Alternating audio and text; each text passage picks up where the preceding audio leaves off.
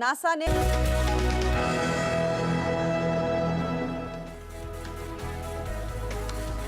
नमस्कार, मैं हूं दीपाली राणा। आप देख रहे हैं यॉम मनी, हमारा खास शो जो रोज हम अपने लेकर आते हैं जिंदगी के हर कदम पर पैसों की जरूरत के लिए किस तरह की फाइनेंशियल प्लानिंग होनी चाहिए। ये यॉम मनी आपको सिखाता है, ना ही सिर्फ ये बताता है कि बचत क्यों करना चाहिए, बल्कि उस बचत को आप कैसे मोटा मुनाफा कमा सकते हैं उसके जरिए भी गुर आपको सिखाता है, ताकि आप अपने सब सपने पूरे कर सके। तो अगर आप भी यॉम मनी में आना चाहते हैं तो आप ईमेल आईडी के थ्रू कनेक्ट कर सकते हैं। ईमेल भेजकर व्हाट्सएप के थ्रू आप इस शो का हिस्सा बन सकते हैं। सारे जरिए आपकी स्क्रीन पर हैं। 7045220000 ये हमारा व्हाट्सएप नंबर है। इसके अलावा हमारी ईमेल आईडी है yourmoney@nw18.com। फेसबुक ट्विटर पर ये शो लाइव भी जा रहा है, आप देख भी सकते हैं।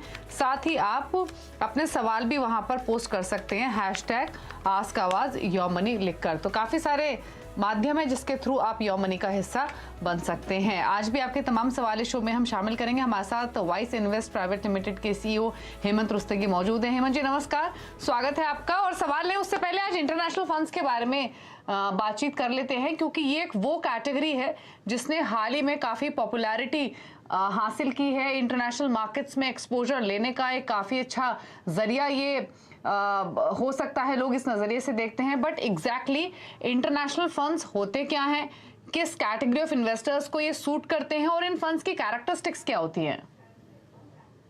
आपने बिल्कुल ठीक कहा। पिछले कुछ सालों में हमने देखा है कि हमारे जो इंडियन इन्वेस्टर्स हैं उन्होंने काफी इन्वेस्टमेंट जो इंटरनेशनल मार्केट्स में म्यूचुअल फंड्स के द्वारा की है, और उसका कारण ये रहा है कि मुझे लगता है कि अगर हम उसके मेजर बेनिफिट की अगर हम बात करें, सबसे बड़ा बेनिफिट ये है कि वो कहीं ना कहीं आपको ज्योग्राफिकल डाइवर्सिफिकेशन देता है।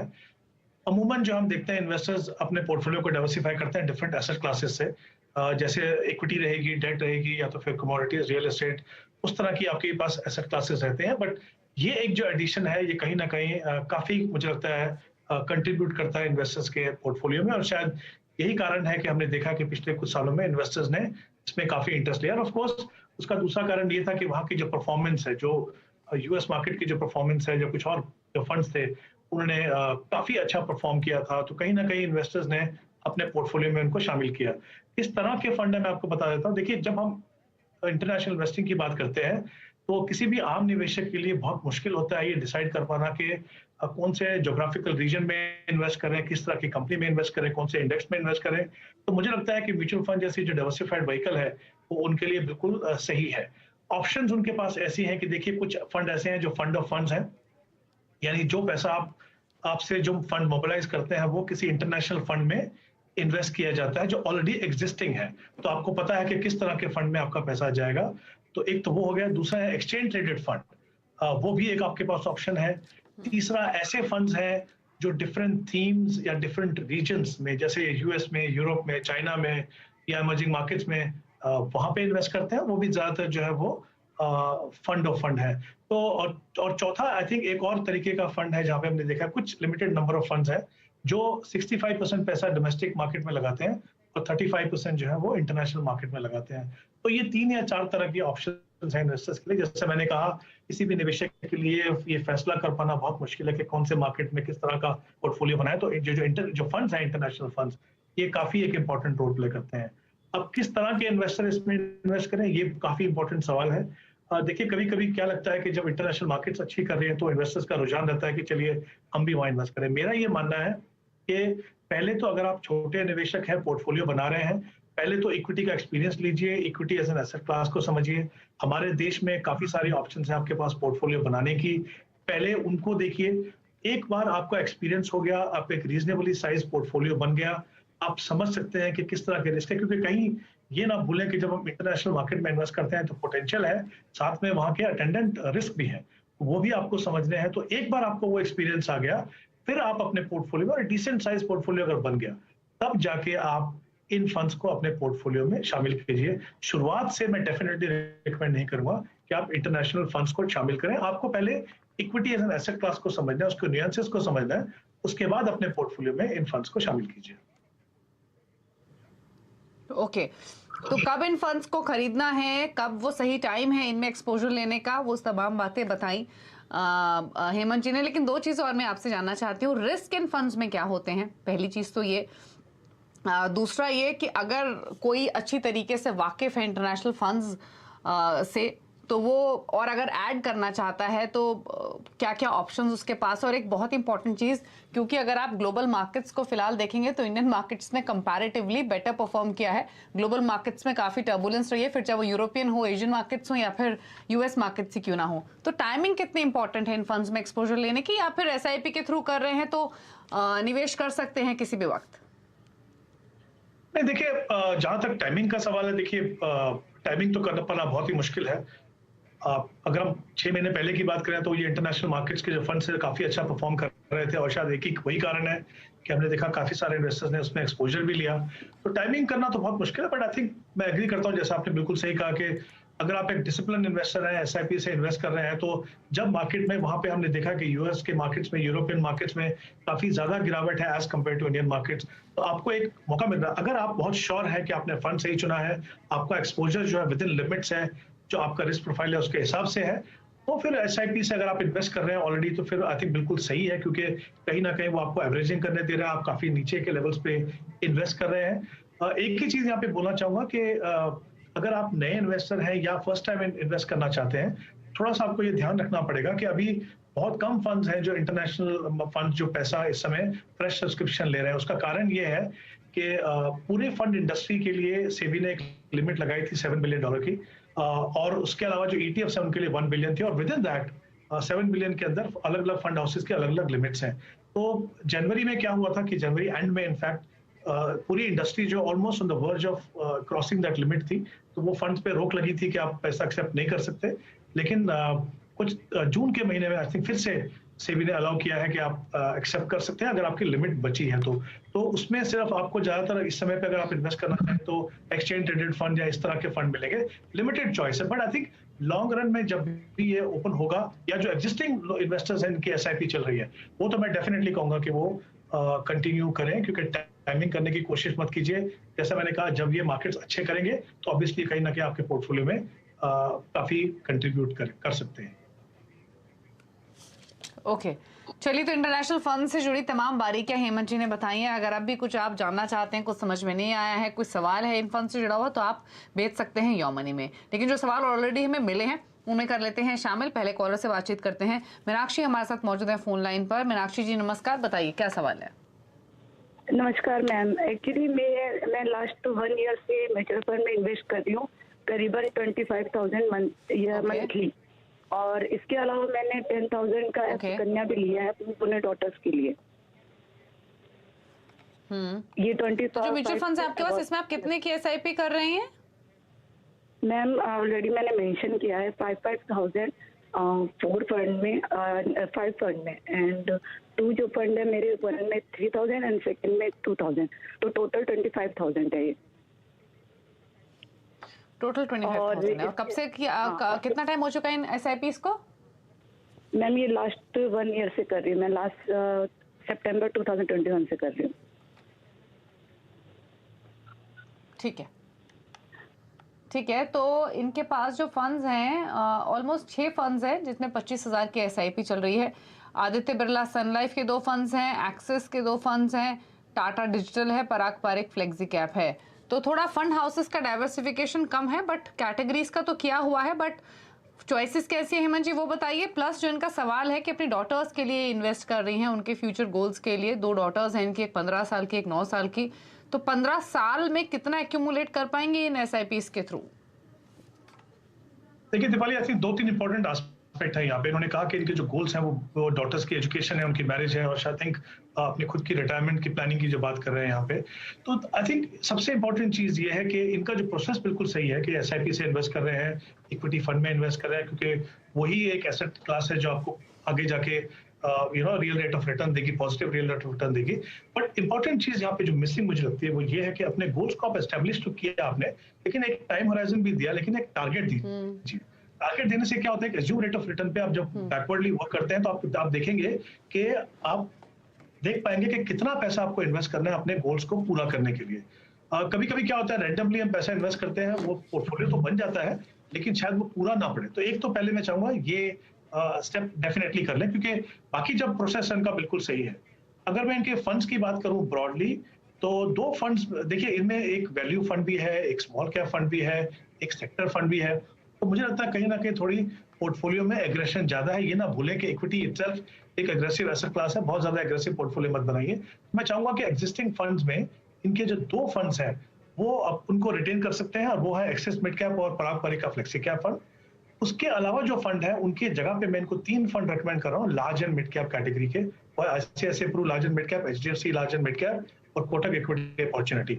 मुझे लगता है ये सही बैलेंस रखेगा आपके पोर्टफोलियो में, इनकी परफॉर्मेंस अच्छी है, पोर्टफोलियो अच्छे हैं, तो ये थोड़ा सा बदलाव कीजिए पोर्टफोलियो में। और जैसा मैंने कहा, एक टारगेट सेट करके देखिए कि वाकई में जो इन्वेस्टमेंट आप कर रहे हैं वो पूरी पड़ेगी या आपको थोड़ा और बढ़ाने की जरूरत है।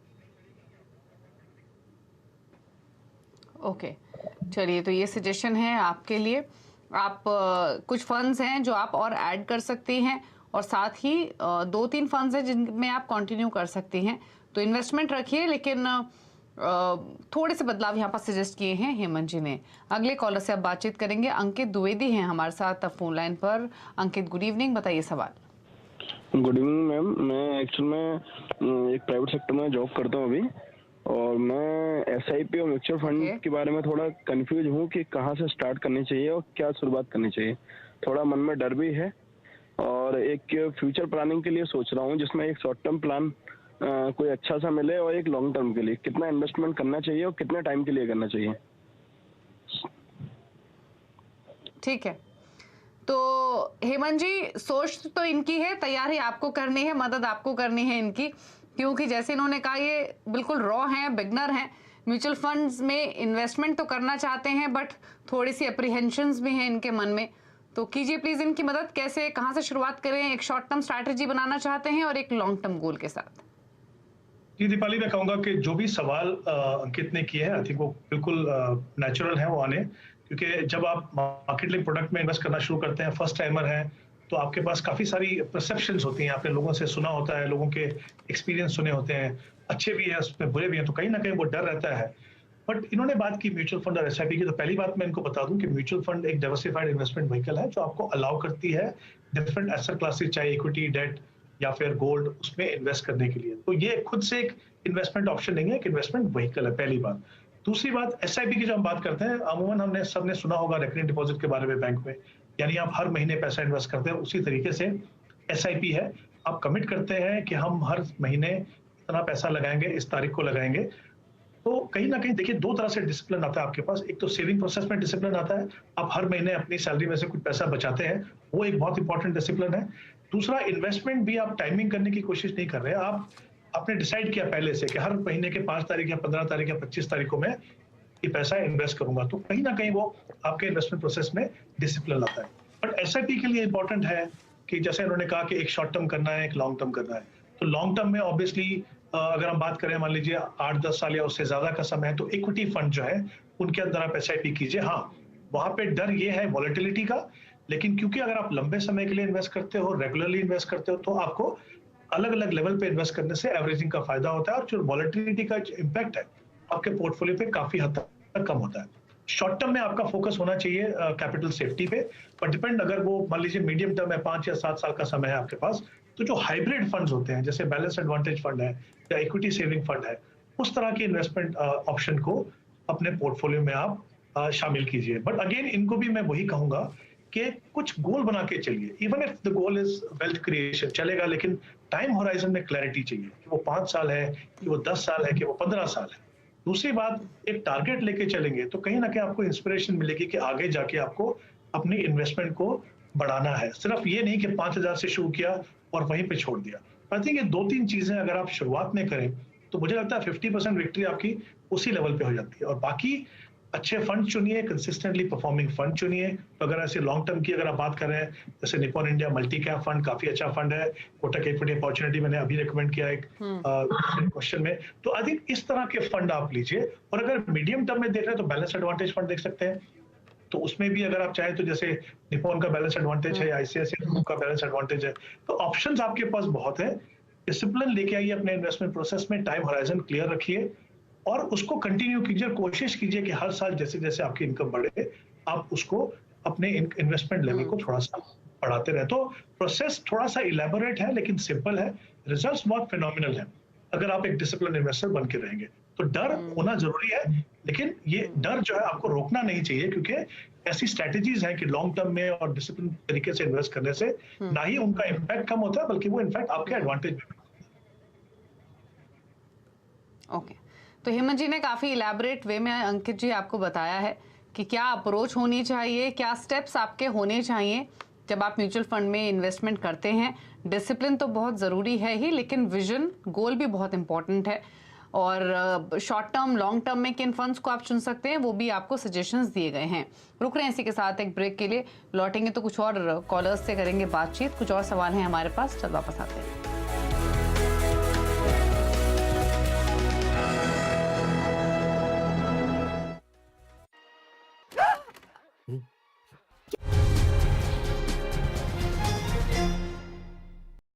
हेलो एंड वेलकम, आप देख रहे हैं सीएनबीसी आवाज। मैं हूं हर्षदा सावंत और आप देख रहे हैं आपका पसंदीदा स्टार्टअप शो आवाज एंटरप्रेन्योर, जहां हम बात करते हैं स्टार्टअप इकोसिस्टम के बड़े मुद्दे, ट्रेंड्स और साथ ही नए आइडियाज की। स्टार्टअप की दुनिया में सबसे ज्यादा चर्चा आजकल हो रही है फंडिंग विंटर की, यानी कि ऐसा माहौल जहां फंड जुटाना बेहद मुश्किल हो रहा है। लेकिन इस विंटर में सुनहरी धूप ब्यूटी सेगमेंट में खिली हुई है। पिछले 6 महीनों में जहां पूरी दुनिया मंदी के साए में जी रही है, वहीं भारतीय ब्यूटी स्टार्टअप्स ने अच्छा खासा फंड जुटा लिया है। मिसाल के तौर पर पर्पल, जो बना है देश का 102nd यूनिकॉर्न, कंपनी ने हाल ही में $33 मिलियन का फंड रेज किया। इससे पहले मई के महीने में शुगर कॉस्मेटिक्स ने $50 मिलियन के फंड जुटाए। वहीं vegan beauty product startup plum ने मार्च के महीने में $35 मिलियन का फंड रेज किया है। यानी कि पिछले 4 महीनों में इन कंपनियों ने कुल मिलाकर $100 मिलियन का फंड रेज किया। अब इन कंपनियों के वैल्यूएशन पर अगर हम नजर डालें तो सबसे आगे इस $1 बिलियन क्लब में नायका का नाम आता है। कंपनी लिस्टेड एंटिटी है। $8.8 बिलियन पर दरअसल नायका का वैल्यूएशन इस समय खड़ा है। यही नहीं, पर्पल का वैल्यूएशन हाल ही के फंड रेज के बाद करीब $1.1 बिलियन पर आ गया है। इसके पीछे है शुगर कॉस्मेटिक्स, जिसका वैल्यूएशन लगभग $500 मिलियन पर आका जा रहा है, तो प्लम का वैल्यूएशन लगभग $250 मिलियन पर खड़ा है। इन वैल्यूएशन और इस फंड रेस से जाहिर है कि इस सेक्टर में ग्रोथ का खूब पोटेंशियल है। अब पोटेंशियल की बात करें तो 2022 यानी कि इस साल में भारतीय ब्यूटी सेगमेंट में तकरीबन $25 बिलियन का मार्केट देखने को मिलेगा। और अगर आप 5 साल आगे बढ़ेंगे यानी कि 2027 में ये मार्केट $33 बिलियन से ज्यादा होगा, यानी औसतन 6% से ज्यादा की CAGR ग्रोथ। अब सवाल यही है, इस तरह की ग्रोथ को कैप्चर करने के लिए क्या बड़ी कंपनियां आगे रहेंगी या फिर स्टार्टअप्स का शेयर बढ़ने वाला है? इसी पर बात करने के लिए मेरे साथ है यूनिकॉर्न पर्पल के फाउंडर मनीष तनेजा और साथ ही शुगर कॉस्मेटिक्स की को फाउंडर विनीता सिंह। आप दोनों का ही स्वागत है। कांग्रेचुलेशंस आप दोनों को, जहां पर दुनिया भर में और स्पेशली भारतीय इकोसिस्टम में बात हो रही है कि फंड रेज करना बहुत मुश्किल होगा। आप दोनों ने बहुत ही बड़ा फंड रेज किया है और काफी तगड़ा रिस्पांस इन्वेस्टर्स से मिला है। Manish, congratulations on being a unicorn too. क्या वाकई में मुश्किल था? कुछ फंडिंग विंटर जैसी फीलिंग महसूस किया आपने? फंड रेजिंग इस साल थोड़ा डिफिकल्ट है कंपेयर टू।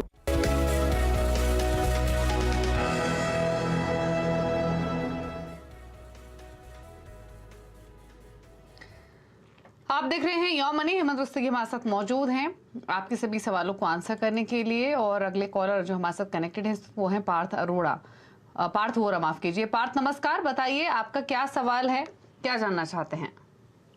हेलो, मेरा अभी एज 21 है और मेरे को अभी स्टार्ट करना है इन्वेस्टमेंट SIP में। तो मैंने 8 म्यूचुअल फंड सिलेक्ट किए थे। तो उसमें 8 म्यूचुअल फंड में सब में मैंने 1000 का इन्वेस्टमेंट मेरा प्लानिंग किया मैंने।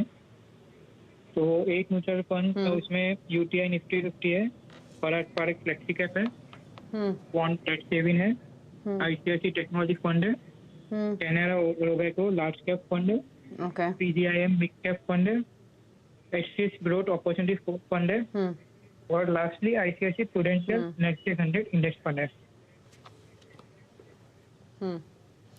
तो पार्थ 7,000 तो आप डाल रहे हैं साथ ही फंड्स में, ये बताइए कोई विजन है, कोई गोल है आपका? नहीं, मेरे को इन्वेस्टमेंट, मेरा मनी इन्वेस्टमेंट करना है, वही है, कोई गोल नहीं है। और मेरा और एक क्वेश्चन है, आप also can you please tell of that mutual fund अगर अच्छे रहेंगे तो ये मेरे को इसके अलावा। ठीक है, तो हेमंत जी सबसे पहली बात तो कमेंडेबल है, 21 साल की उम्र में इन्होंने इन्वेस्टमेंट शुरू कर दी हैं। 7,000 डिसेंट है इनकी एज के हिसाब से, बट दिक्कत सिर्फ ये है कि 7,000 के लिए 7 ही फंड इन्होंने चुन लिए हैं और डेट फंड और ऐड करना चाहते हैं। तो क्या इनको थोड़ा सा कॉम्पैक्ट करना चाहिए पोर्टफोलियो इन्वेस्टमेंट अमाउंट के हिसाब से, इसी के साथ कंटिन्यू करें? साथ ही फंड चॉइसेस पर क्या सजेशन है? दीपाली बिल्कुल ठीक है। आई थिंक पार्थ ने बहुत यंग एज में इन्वेस्टमेंट करना शुरू कर रहे हैं, बहुत अच्छी बात है।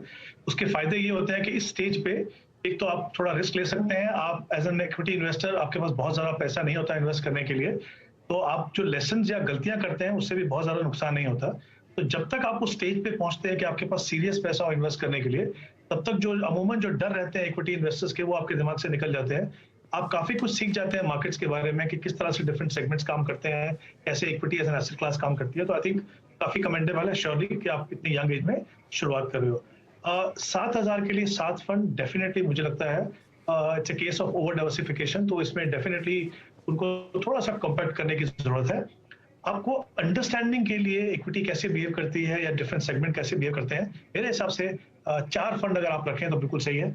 अगर आप टैक्स सेविंग के हिसाब से कह रहे हैं, आपने कहा क्वांट टैक्स सेविंग आपने चुना है, वो आप रख सकते हैं। उसके अलावा यूटीआई निफ्टी 50 एक ऐसा फंड है जो इंडेक्स फंड में अगर आप चाहें तो अपने पोर्टफोलियो में शामिल कर सकते हैं।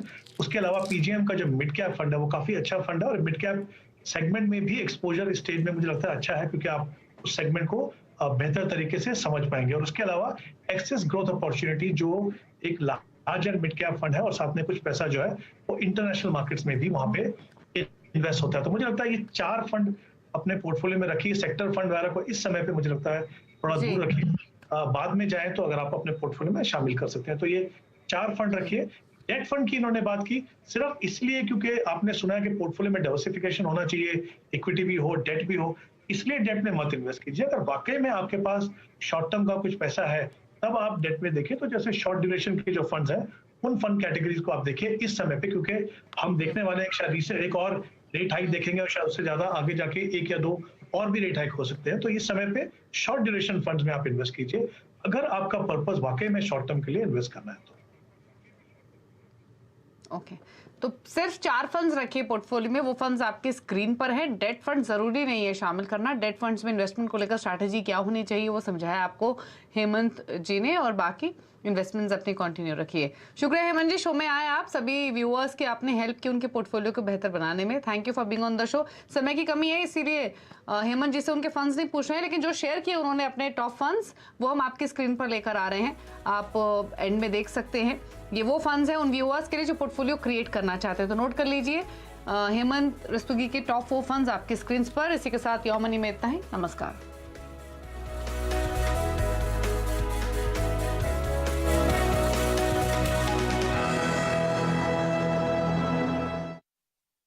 मुझे जॉब छोड़ा